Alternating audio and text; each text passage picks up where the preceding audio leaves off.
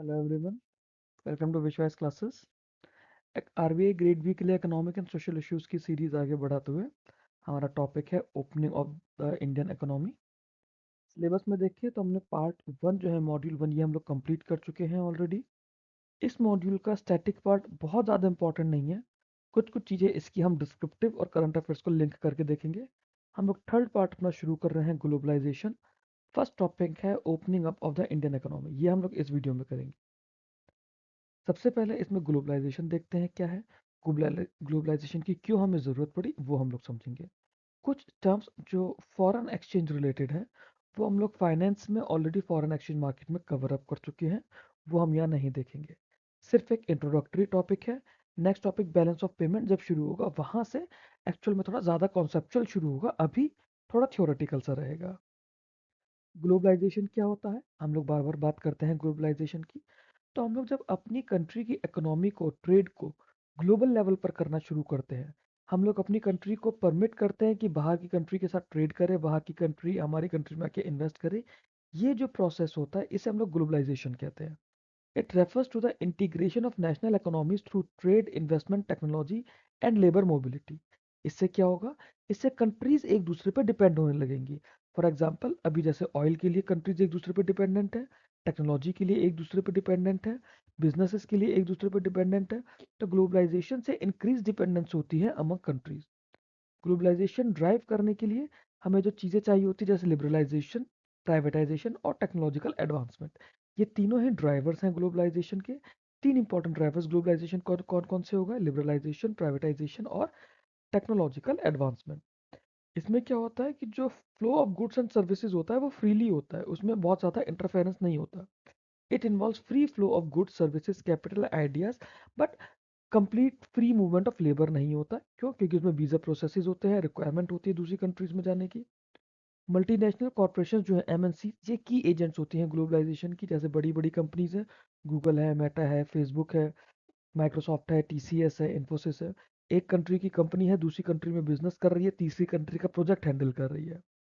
This is how ये MNCs होती हैं, मल्टीनेशनल कॉर्पोरेशन। अब इसके लिए डिजिटलाइजेशन और इंटरनेट रेवोल्यूशन, इन्होंने ग्लोबलाइजेशन को बहुत ज़्यादा बढ़ा दिया है रिसेंट डिकेड में। ग्लोबलाइजेशन इकोनॉमिक भी होता है और सोशो कल्चरल फिनोमेना भी होता है। ग्लोबलाइजेशन में चार इंपॉर्टेंट डायमेंशंस होती हैं। पहला इकोनॉमिक डायमेंशन, दूसरा पॉलिटिकल, तीसरा कल्चरल, चौथा टेक्नोलॉजिकल। इकोनॉमिक डायमेंशन में क्या होता है, इकोनॉमिक डायमेंशन में जैसे ट्रेड लिबरलाइजेशन है, एफडीआई फ्लोज है, कैपिटल मोबिलिटी है। कैपिटल मोबिलिटी एज इन जो हमारा पैसा घूम रहा है, चाहे जो हमारी करेंसी घूम रही है, चाहे डॉलर की फॉर्म में हो, आईएनआर की फॉर्म में हो, युआन की फॉर्म में हो। ठीक है, इसमें क्या होता है, जो डोमेस्टिक मार्केट है वो ग्लोबल मार्केट के साथ लिंक करने लगता है।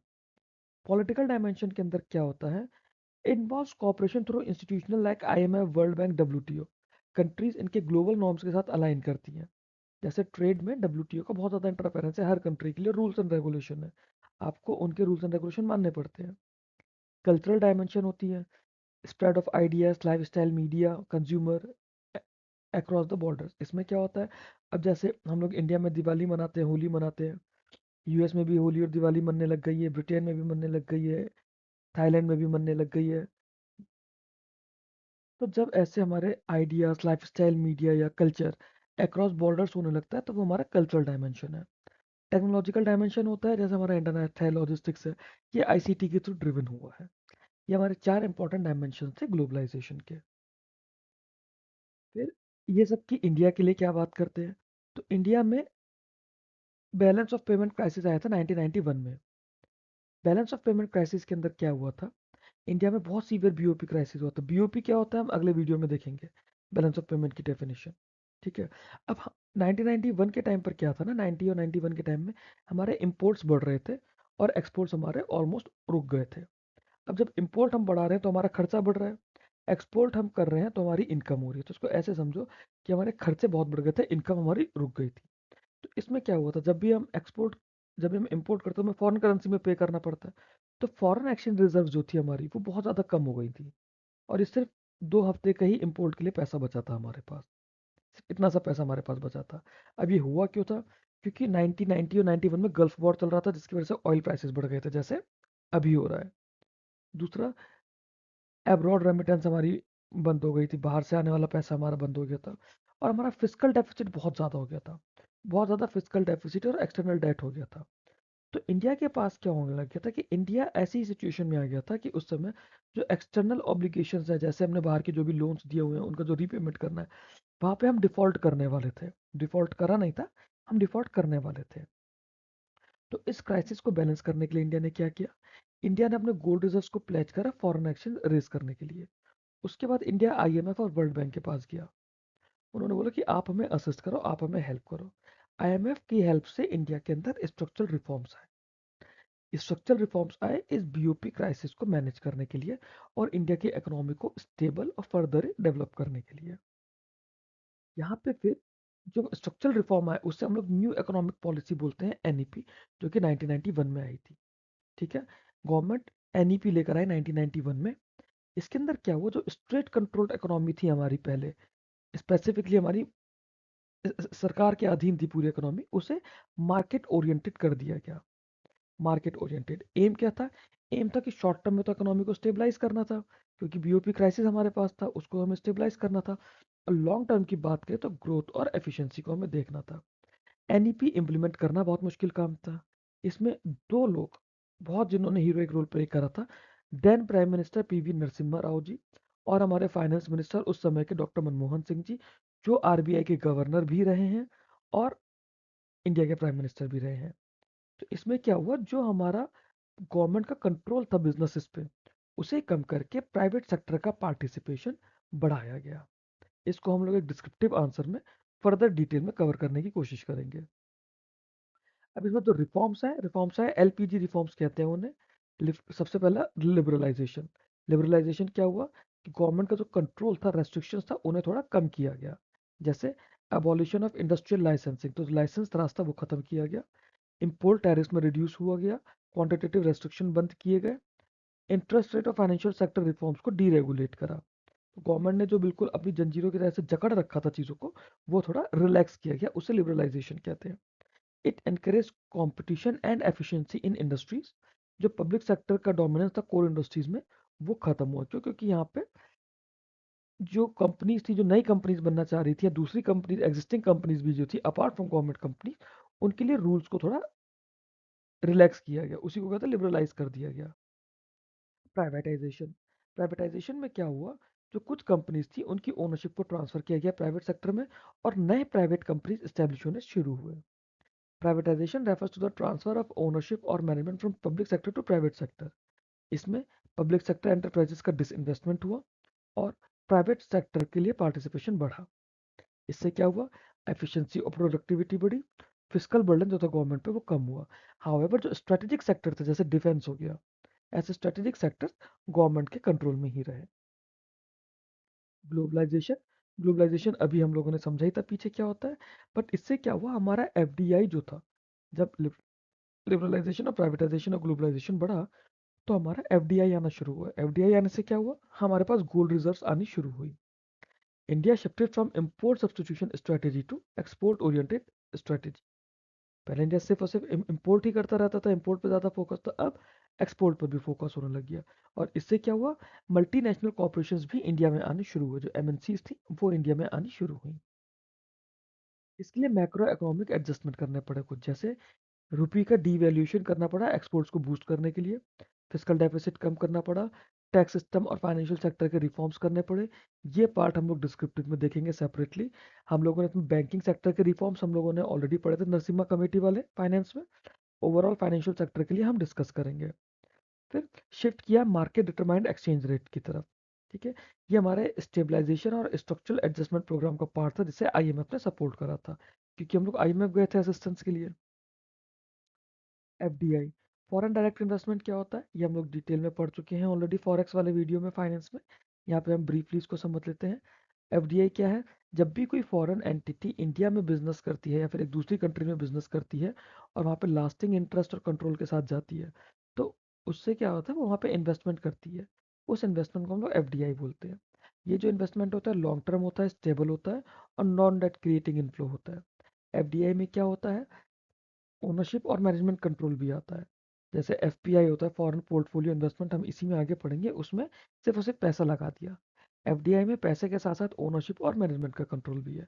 एफडीआई को गवर्न करने के लिए फॉरेन एक्सचेंज मैनेजमेंट एक्ट है 1999 का, जिसके थ्रू गवर्न करते हैं। और कौन देखता है? आरबीआई। आरबीआई के पास फेमा के अंडर पावर्स है। एफडीआई जो होता है दो तरह के रूट से होता है, ऑटोमेटिक रूट और गवर्नमेंट रूट। गवर्नमेंट रूट में क्या होता है? कंसर्न मिनिस्ट्री से अप्रूवल की रिक्वायरमेंट होती है। ऑटोमेटिक रूट में कोई अप्रूवल नहीं चाहिए होता।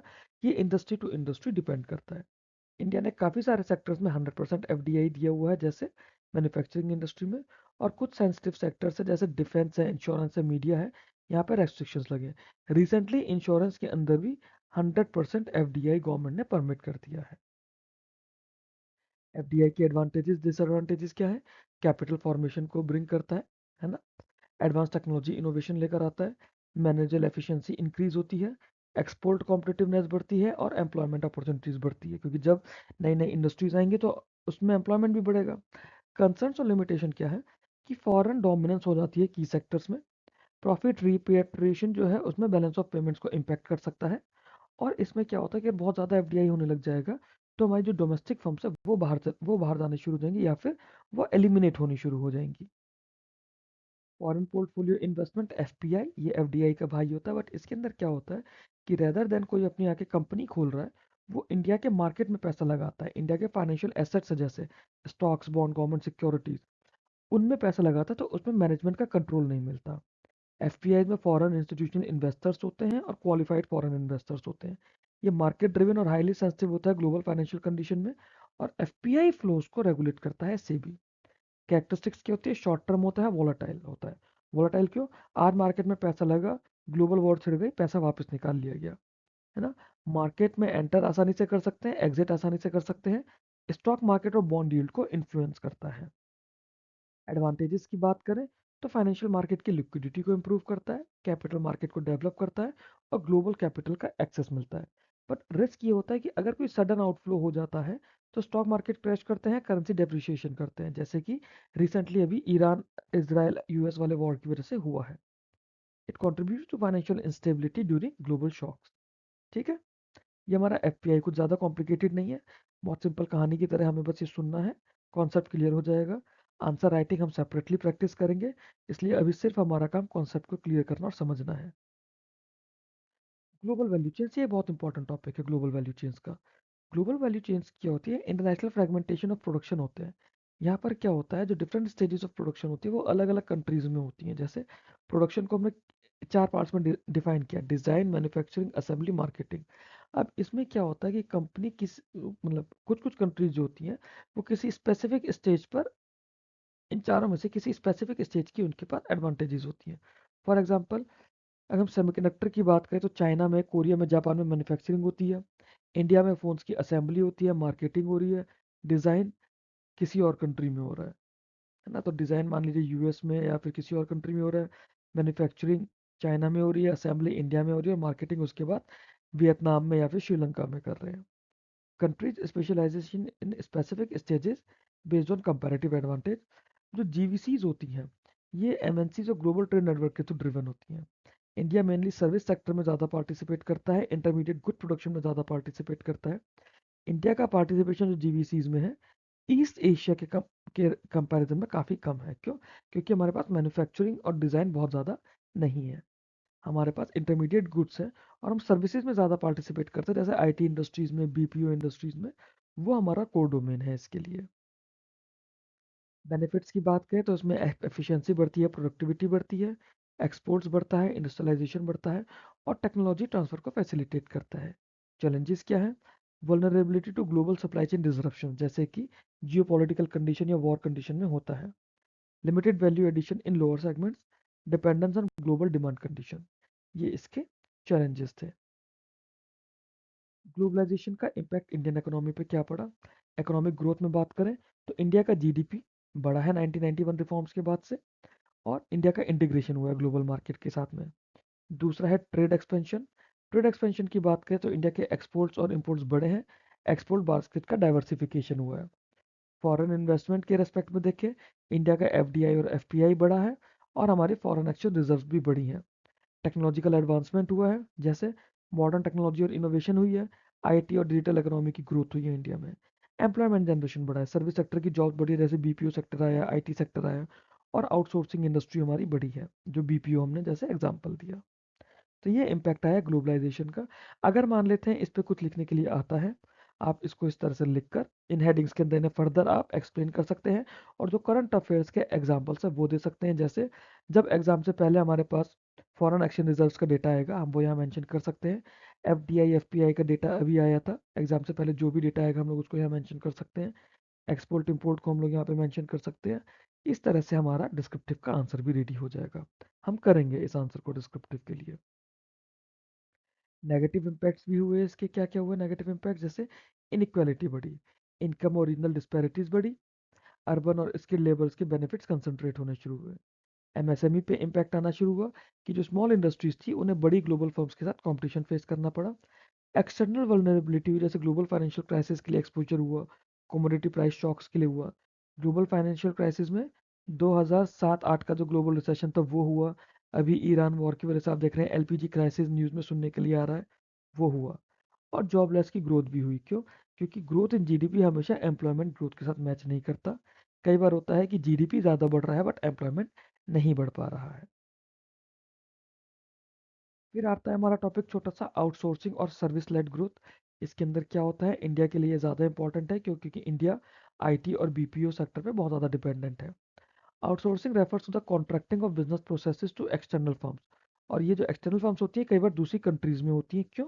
क्योंकि वहाँ पे कॉस्ट कम होती है, एफिशिएंसी बेटर हो जाती है। जैसे हमारे पास लेबर कॉस्ट कम है एज कम्पेयर टू यूएस या ऑस्ट्रेलिया, तो वहाँ की कंट्रीज अपने बिजनेसेस के कुछ पार्ट यहाँ पे भेज देते हैं। इंडिया ग्लोबल हब निकल कर आया है आउटसोर्सिंग सर्विसेज के लिए, स्पेशली आईटी के लिए और बीपीओ के लिए। BPO are the business process outsourcing की आउटसोर्सिंग डेस्टिनेशन इंडिया में बेंगलुरु, हैदराबाद, पुणे, गुरुग्राम, अब और भी ज़्यादा हो गए, जैसे नोएडा हो गया है, दिल्ली भी हो गया है, मुंबई में भी काफ़ी ज़्यादा आउटसोर्सिंग है, कोलकाता में है, चेन्नई में है। तो मेजर मेजर सिटीज़ में आउटसोर्सिंग डेस्टिनेशन बढ़ते जा रहे हैं। इसके लिए एक सर्विस लेड ग्रोथ मॉडल है इंडिया का। इंडिया की जो इकोनॉमिक ग्रोथ है वो प्राइमरली सर्विस ड्रिवन है। ठीक है, China manufacturing led growth model पे काम करता है बट इंडिया अभी सर्विस ड्रिवन पे काम कर रहा है। जो सर्विस सेक्टर है वो इंडिया के जीडीपी का 50% से ज़्यादा कंट्रीब्यूट करता है। दैट मीन्स इंडिया के सेक्टर के लिए बहुत ज़्यादा, या इंडिया के इकोनॉमी के लिए बहुत ज़्यादा डोमिनेंट सेक्टर है। एडवांटेजेस क्या है? हाई फॉरेन एक्सचेंज अर्निंग्स आती है थ्रू एक्सपोर्ट ऑफ सर्विसेज, है ना। स्किल्ड एम्प्लॉयमेंट को प्रमोट करता है स्पेशली आईटी और डिजिटल सेक्टर में। इंटीग्रेशन होता है ग्लोबल डिजिटल नॉलेज इकोनॉमी के साथ में। और हमारी प्रोडक्टिविटी और एफिशिएंसी थ्रू स्पेशलाइजेशन एनहेंस होती है। बट इसके कुछ चैलेंजेस भी हैं, जैसे जो लो स्किल्ड और अनस्किल्ड लेबर है उनके लिए लिमिटेड एम्प्लॉयमेंट जनरेशन होता है। सर्विस सेक्टर पे ओवर डिपेंडेंस हमारी होती जा रही है, और ग्लोबल रिस्क को एक्सपोजर होता है। जैसे अगर ग्लोबल इकोनॉमिक स्लोडाउन या रिसेशन हुआ तो उसमें इंडिया में जॉब जाने के ज़्यादा चांसेस होते हैं। ऑटोमेशन और एआई के थ्रू जॉब डिस्प्लेसमेंट के भी चांसेस होते जा रहे हैं। So this was all in this video of global of in opening up of Indian economy in globalization. अगले वीडियो में हम लोग बैलेंस ऑफ पेमेंट्स करेंगे, उसके बाद हम लोग इंडिया की एक्सपोर्ट इंपोर्ट पॉलिसी के बारे में जानेंगे। फिर हम लोग जो हमारा वर्ल्ड बैंक, आईएमएफ, डब्ल्यूटीओ, हमारे रीजनल इकोनॉमिक ऑर्गेनाइजेशन है उन सब के बारे में जानेंगे। अगर आप लोगों को वीडियो कंटेंट समझ आया हो, अच्छा लगा हो, तो वीडियो को लाइक कीजिएगा, चैनल को सब्सक्राइब कीजिएगा। Thank you very much for watching this video. Keep learning, keep growing.